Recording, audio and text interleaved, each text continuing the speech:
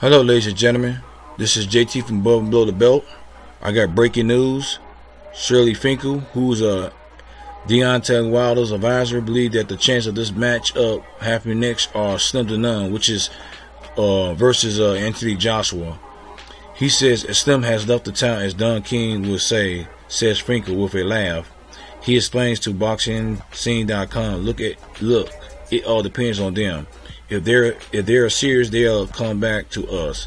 If they're not serious, which at this point they are not, they know we are not fighting for a flat fee. We are not fighting if there are no rematch clause, even though we believe Wilder will knock out Joshua. You don't go to a fight of this magnitude without having a rematch clause. They were okay doing it for Klitschko. Why not us?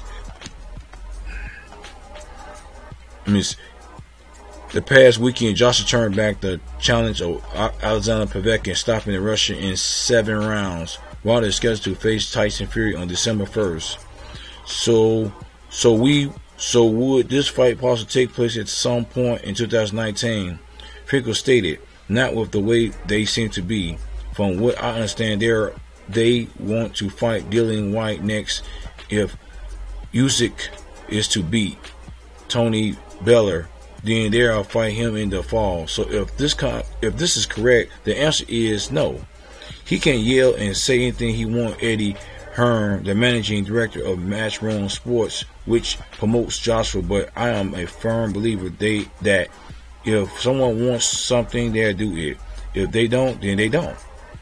Hearn has openly admitted that White is going to be the next backup option to face Joshua in April. If no deal is reached with Wilder, Usyk, who recently signed a co-promotion with Hearns, looking to face Joshua in the fall of the next year.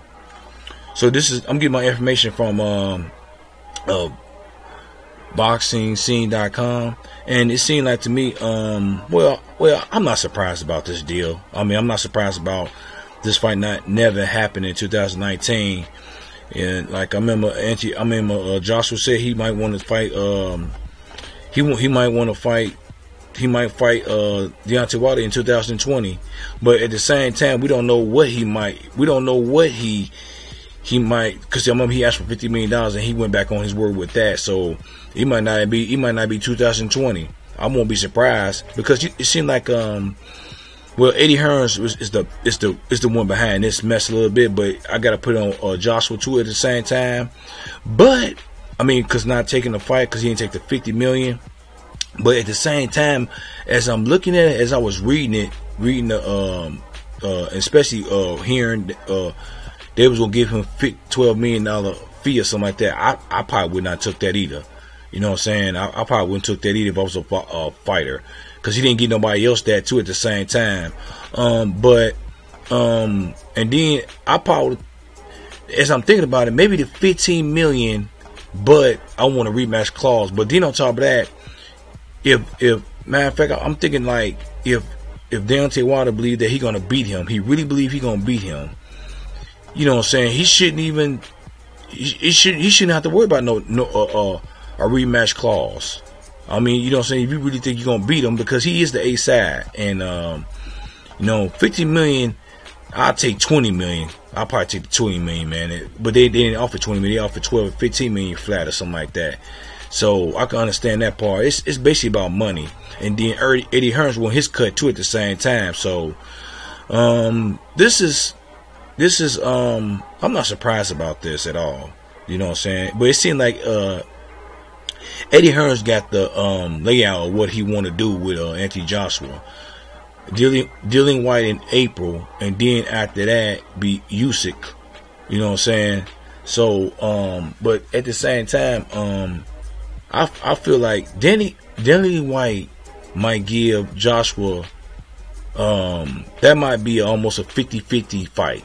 Now Usyk, a cruiserweight coming up to heavyweight, now that might be, I don't know about that. I think that, I do know about it. I just think that Joshua's just too big. He gonna beat him. I don't care how he got good stamina and whatever and all that, but that's how I look at it. But it just seems like he's trying to scramble for fighters for Anthony Joshua. And then on top of that, all of them is in house. Did y'all realize that? Dillian White is Matchroom Boxing, and then Usyk is with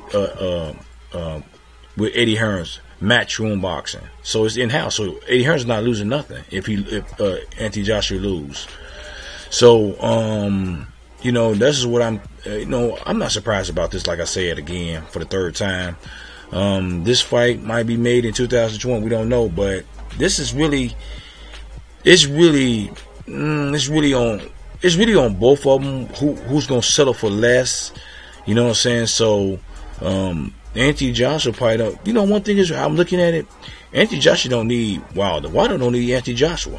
You know what I'm saying? So both of them don't need each other. So, but I know one thing is, this is what I'm gonna say. If Anthony Joshua don't fight Deontay Wilder, he is not going. His legacy is gonna be it's gonna be somewhat of you know, they're not gonna mention him in there with the legends. I would say, and vice versa too, to a certain point, is Deontay Wilder. But if Deontay Wilder beat Tyson Fury, the one who never got beat and lost his belt because of outside issues, that might, I don't know about his legacy too. At the same time, we'll definitely see what we'll definitely see what will go on in their careers, after their careers, and who will be a legend, who won't be a legend, and stuff like that. So what do y'all guys think about this issue with Shelly Finkel saying that this fight would not happen more likely in 2019? You know what I'm saying? Maybe it might be 2020, but we don't know.